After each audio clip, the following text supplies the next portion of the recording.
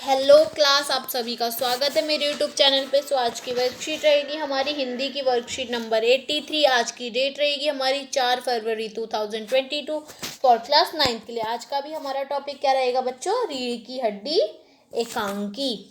रीढ़ की हड्डी एकांकी में आपने पिछले कार्यपत्र में पढ़ा कि विवाह के लिए लड़की देखने वाले आते हैं। उनका व्यवहार आपको कैसा लगता है? क्या लड़की को वे सभी पसंद करते हैं? यह सब जानने के लिए एकांकी का अगले भाग को पढ़िए।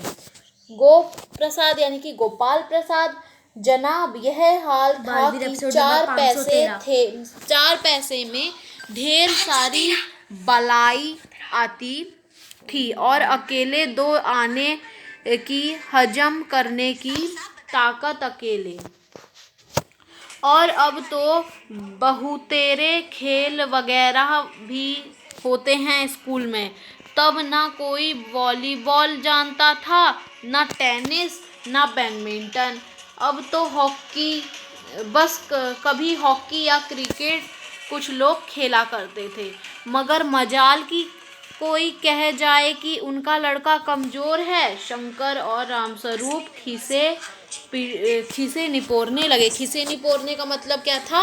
लज्जा के मारे दांत निकालना।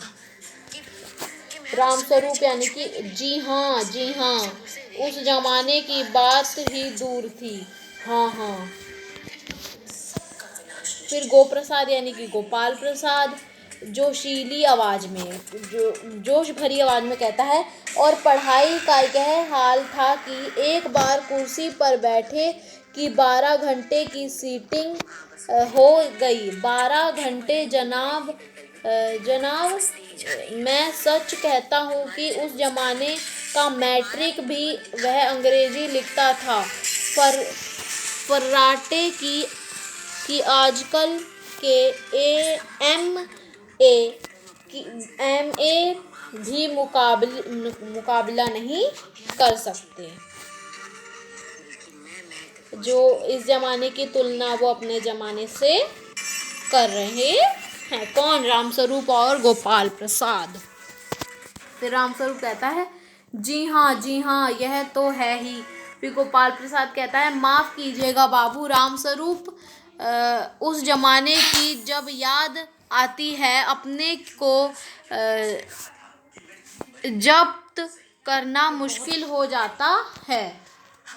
रामस्वरूप हाँ हंसकर कहता है जी हाँ, वह तो रंगीन जमाना था, रंगीन जमाना। फिर हंसता है। शंकर भी ही करता है, ही मतलब हंसता है।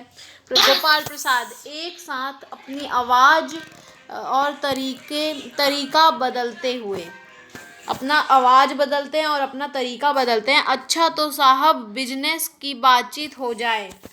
तो वो अपने बिजनेस की बात पे आते हैं। रामस्वरूप कहता है चौंक कर वो मतलब थोड़ा आर्थिक स्थिति से कमज़ोर होता है, यानी कि उसके पास ज़्यादा पैसा नहीं होता है, तो वो बिज़नेस का हाल नहीं जानता। तो वो चौंक जाता है कि हाँ भाई ये तो बिज़नेस की बातें हो रही हैं। तो वो फिर पूछता है बिज़नेस? फिर वो कहता है बिज़ समझकर, ओह अच्छा, लेकिन ज़रा नाश्ता तो कर लीजिए। उठते हैं दोनों, मतलब सबके सब उठते हैं। फिर गोपाल प्रसाद कहता है यह सब आप क्या तकल्लुफ़ करते हैं? तकल्लुफ़ मतलब परेशानी, ये सारे ना उर्दू के वर्ड्स हैं। रामस्वरूप फिर हंसता है तकल्लुफ़ किस बात की? मतलब वो कहता है तकल्लुफ़ किस बात, परेशानी किस बात की? फिर हंसता है। फिर यह तो मेरी बड़ी तकदीर है कि आप मेरे यहाँ तशरीफ़ लाए, वरना मैं किस काबिल हूँ। फिर हंसता है हाँ माफ़ कीजिए, ज़रा अभी हाजिर हूँ। अंदर आते हैं। फिर गोपाल प्रसाद थोड़ी देर बाद दबी आवाज में कहता है थोड़ी देर बाद, आदमी तो भला है, मकान वकान से हैसियत भी बुरी नहीं मालूम होती, पता चले लड़की कैसी है। शंकर जी तो वो कहते हैं कि घर वर तो सब सही है, हैसियत में भी बुरी तो नहीं है हालत, लेकिन मतलब देखते हैं अब लड़की कैसी है, कहीं पढ़ी लिखी ना हो। गोपाल प्रसाद और रामस्वरूप बात बात पर हमारा ज़माना था कहकर अपने समय की तुलना वर्तमान से करते हैं। आपके विचार से क्या यह तुलना उचित है? सो बच्चों, ये उचित नहीं है। ज़माना बदलता है, हम ग्रोथ करते हैं तो उसके साथ मतलब ग्रोथ करते हैं उसके साथ ज़माना भी बदलेगा ही। ऐसे मतलब नहीं करना चाहिए, नीचा नहीं दिखाना चाहिए इस ज़माने को। इसका आंसर देखते हैं। सो ये रहा हमारा आंसर बच्चों। ऐसा अक्सर देखा जाता है कि एक खास उम्र के लोग अपने ज़माने की खूबियों को याद करके नए ज़माने को कोसते हैं। किसी भी दो ज़माने की इस तरह से तुलना करना किसी भी दृष्टि से ठीक नहीं है। समय परिवर्तनशील होता है और समय के साथ वस्तु स्थितियाँ भी बदलती हैं। हर ज़माने में अपने मूल्य और अपनी प्रणाली होती है।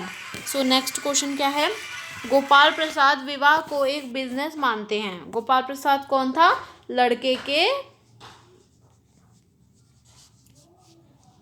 के पिता। ओके, बिजनेस को एक शादी को एक बिजनेस मानते हैं। इस विचार के आधार पर बताइए कि गोपाल प्रसाद का स्त्रियों के प्रति क्या विचार हो सकता है। सो इसका आंसर देखिए। सो ये रहा क्लास हमारा आंसर। गोपाल प्रसाद जी की विवाह के लिए विवाह बिजनेस की तरह है। विवाह की पवित्रता और उसका मूल्य उनके लिए सौदे से कम नहीं था। वह अपने बेटे का विवाह करवाकर एक ऐसी पुत्रवधू लाना चाहते थे जो उनके इशारों पर चले।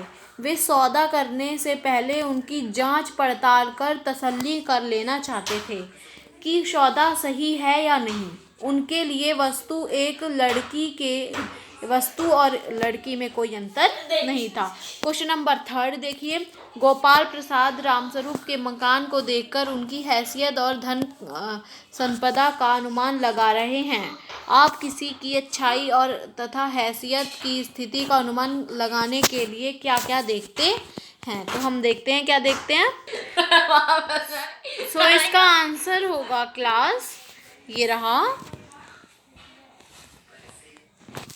हम किसी की अच्छाई, हैसियत या स्थिति का अनुमान बातचीत करने के तरीके, रहन सहन, व्यवहार आदि से लगा सकते हैं। ज़रूरी नहीं है कि हम उसकी हैसियत का अनुमान हम उसके घर बार को देखकर ही लगाएं, उसकी आर्थिक स्थिति को ही देखकर लगाएं। उसका दिल, उसका व्यवहार, उसका रहन सहन देखकर भी हम पता लगा सकते हैं कि वो आदमी कैसा है। सो यही थी हमारी आज की वर्कशीट। अगर आपको वर्कशीट में डाउट था तो आप मुझे पूछ सकते हैं। एंड अब मिलते हैं नेक्स्ट वीडियो में। सो मेरी वीडियो को लाइक, शेयर एंड सब्सक्राइब कीजिएगा। सो बाय।